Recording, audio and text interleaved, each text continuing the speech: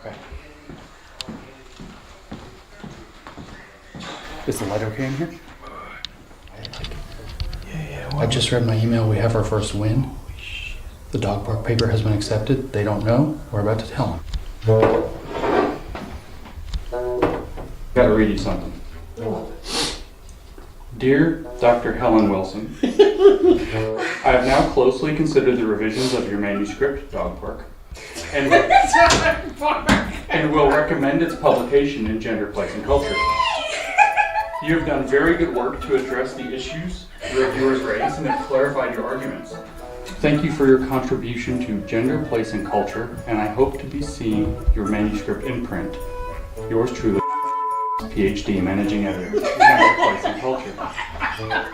We have an accepted paper in the #1 feminist geography journal. Since approximately June of 2017, I, along with two other concerned academics, Peter Bogosian and Helen Pluckrose, have been writing intentionally broken academic papers and submitting them to highly respected journals in fields that study gender, race, sexuality, and similar topics. We did this to expose a political corruption that's taken hold of the university. By this point, several of these papers have been accepted in highly respected journals, and one that claims that dog humping incidents can be taken as evidence of rape culture has been officially honored as excellent scholarship. I'm not going to lie to you, we had a lot of fun with this project. The reviewers are worried that we didn't respect the dog's privacy. That's the concern. We respected the genitals. But don't let that lead you to believe that we're not addressing a serious problem. If you have a few minutes, I'll try to explain. To be clear up front, we think studying topics like gender, race, and sexuality is worthwhile, and getting it right is extremely important. The problem is how these topics are being studied right now. A culture has developed in which only certain conclusions are allowed, like those that make whiteness and masculinity problematic. The fields we're concerned about put social grievances ahead of objective truth. So as a simple summary, we call the problem grievance studies. To test the depth of this problem, my collaborators and I dedicated ourselves to a 1 to 2 year secret project targeting top grievance studies journals with an agreement to publicly release our findings no matter what the outcome. We started officially on August 16, 2017, and by Thanksgiving we were in trouble. We had begun ambitiously and mostly stupidly. Our first papers were really only suited to test the hypothesis that we could penetrate their leading journals with poorly researched hoax papers. That wasn't the case, and we were wrong for thinking we might be able to. So by late November, it looked like all we'd accomplish is ruining our reputations. If this doesn't achieve anything, it would actually frighten me.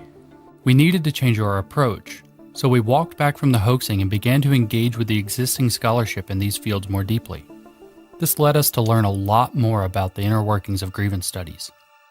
The best I can tap into is that there's this kind of like religious architecture in their mind where privilege is sin, privilege is evil, and then they've identified education as the place where it has to be fixed. So you can come up with these really nasty arguments like, well, let's put white kids in chains on the floor at school as an educational opportunity. And if you frame it in terms of overcoming privilege, and then you frame their resistance, that they won't want this to happen to them, that they would complain about this. If you frame that in terms of, oh, they only complain about that because they're privileged and they can't handle it because their privilege made them weak, then it's right in. Papers started getting in. You've got to be me that this happened. By March, with 2 papers accepted and 1 published, it would be fair to say that we had become accepted grievance scholars. By June, it was 3, with 1 having been officially honored by the journal as excellent scholarship. By July, it was 5. By August, 7. This shouldn't have been possible. So far, what we're learning is rather astonishing, but the data we've gathered require more analysis to fully comprehend. What appears beyond dispute is that making absurd and horrible ideas sufficiently politically fashionable can get them validated at the highest levels of academic grievance studies. We rewrote a section of Mein Kampf as intersectional feminism, and this journal has accepted it. Social work. This is deeply concerning, because the work of grievance scholars goes on to be taught in classes, to design educational curricula, to be taken up by activists, to influence how media is produced, and to misinform journalists and politicians about the true nature of our cultural realities. No one tolerates this sort of corruption when they find out an industry is funding biased research to make itself look a certain way. the same scrutiny should apply to research when it pushes a political agenda. And we have uncovered enough evidence to suggest that this corruption is pervasive among many disciplines, including women's and gender studies, feminist studies, race studies, sexuality studies, fat studies, queer studies, cultural studies, and sociology.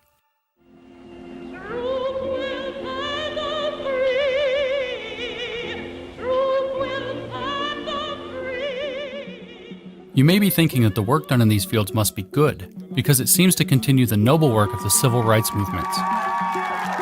Well, after having spent a year immersed in it and becoming recognized as experts in it, we have to disagree. Grievance studies does not continue the work of the civil rights movements. It corrupts it, and it trades upon their good names to keep pushing a kind of social snake oil onto a public that keeps getting sicker. Progress is easier without grievance studies. My collaborators and I are left-wing academics who can now say with confidence, these people don't speak for us.